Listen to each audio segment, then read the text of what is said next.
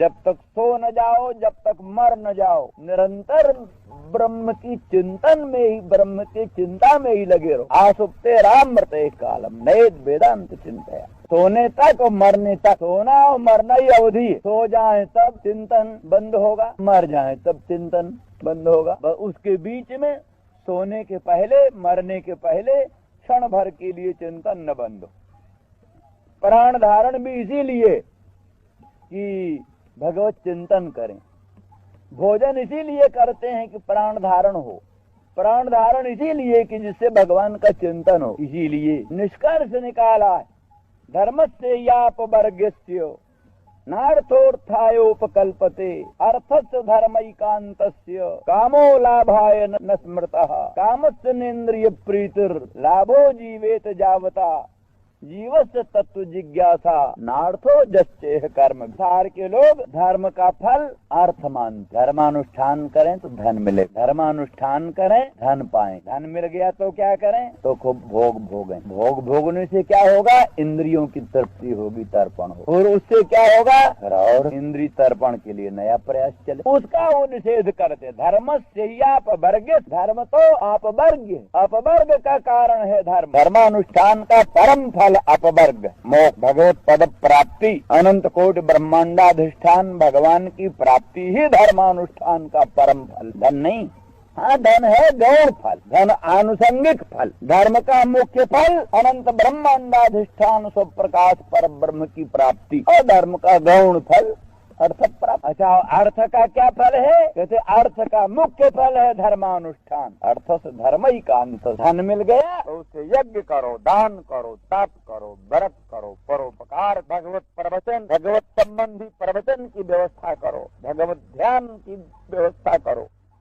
बस माने धन मिल गया तो उसका परम प्रयोजन है धर्मानुष्ठान, गौण फल। धन का मुख्य स्थान, धन का गौण फल है भोग। भोग का क्या फल है, कहते कामस्य नेन्द्रिय प्रीति ही धर्मैकान्तस्य अर्थस्य, धर्मैकान्तस्य अर्थस्य कामो न लाभाय स्मृतः। धर्मैकांत जो धर्म है, धर्मैकांत जो धन है, धर्म ही जिसका परम प्रयोजन इस प्रकार का जो धन है, उस धन का भोग फल नहीं, भोग फल नहीं, किंतु धर्म ही उसका मुख्य, किंतु उसका गौण फल काम। तो काम का मुख्य फल इंद्रिय तृप्ति नहीं, इंद्रिय तर्पण नहीं, किंतु काम का मुख्य फल जीवन प्राण धारण। लाभो जीवेत जावता, जावता जीवेत, जीवन धारण हो जिससे, बस भोग का उतना ही। जीवन धारण ही भोग का फल है, इंद्रिय तर्पण भोग का फल नहीं, प्राण धारण फल है।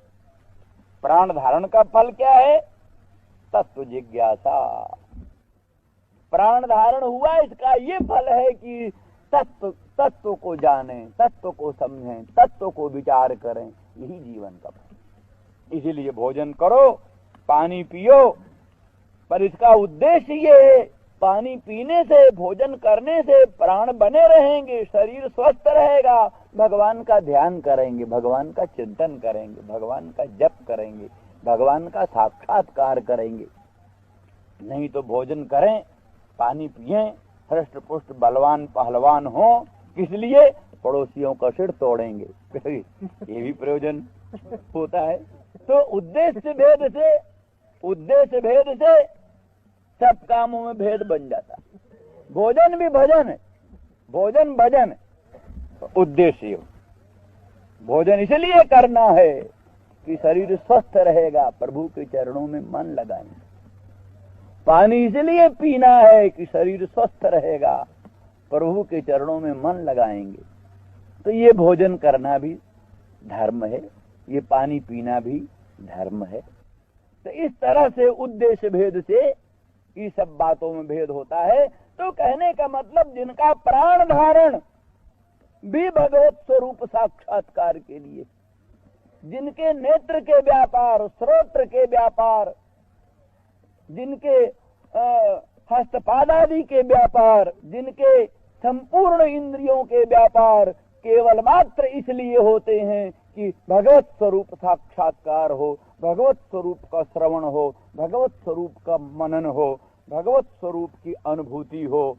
वो त्वयिद्धृता सवः, जिन्होंने अपने असु प्राण तदुपलक्षित संपूर्ण अंतःकरण बाह्य करण को आप में ही अर्पित कर दिया है। आपके ही लिए संपूर्ण अंतःकरण बाह्य करण का व्यापार करते हैं। ऐसे जो त्वयिधृता सवः, आप में सर्वस्व अर्पण करके अंतःकरण बाह्य करण सब कुछ आप में अर्पण करके और निरंतरं त्वां विचिन्वन्ते, निरंतर आप कोई त्वां विचिन्वते, निरंतर आप कोई ढूंढते हैं, आपका ही अन्वेषण करते हैं। श्रुतियों ने जहाँ किसी ने तीर्थों में भी जाते हैं, किस लिए जाते? भगवान को ढूंढते जाते। द्वारका धाम में गए, किस लिए? भगवान को ढूंढने गए। रामेश्वर धाम गए, किस लिए? भगवान को ढूंढने गए। बद्रीनारायण गए, किस लिए गए? भगवान को ढूंढने गए। वहाँ कोई संत मिले, संतों से भगवान की बात पूछा। कोई महात्मा मिले, उनसे भगवान की बात पूछा। कोई भक्त मिले, उनसे भगवान। अरे गोपांगनाओं ने तो एक एक वृक्षों से भगवान का समाचार पूछा था। बड़े पीपल को देखा, बड़े बट को देखा, बड़े कदम्ब को देखा, निम्ब को देखा, कुटज को देखा। किसी किसी छोटे छोटे जो तृणों से, कुशकाशों से, तुलसी से और विभिन्न विभिन्न ढंग के चेतना चेतन स्थूल सूक्ष्म लघु बृहत प्रत्येक तत्व से भगवान को ढूंढ रहे हैं, भगवान को पूछ रहे हैं, भगवान कहाँ गए, तुमने देखा है, बताओ भगवान। इस तरह से जहाँ भी कहीं घूमते हैं, भगवान को ढूंढते हुए घूमते हैं। ब्रह्मलोक में, इंद्रलोक में, जहाँ जहाँ जाते हैं, तीर्थों में, क्षेत्रों में, शास्त्रों में, पुराणों में, इतिहासों में, संतों में, महात्माओं में जाते हैं। एक उद्देश्य ही है कि किससे भगवान मिल जाए, किससे भगवान का संदेश मिल जाए।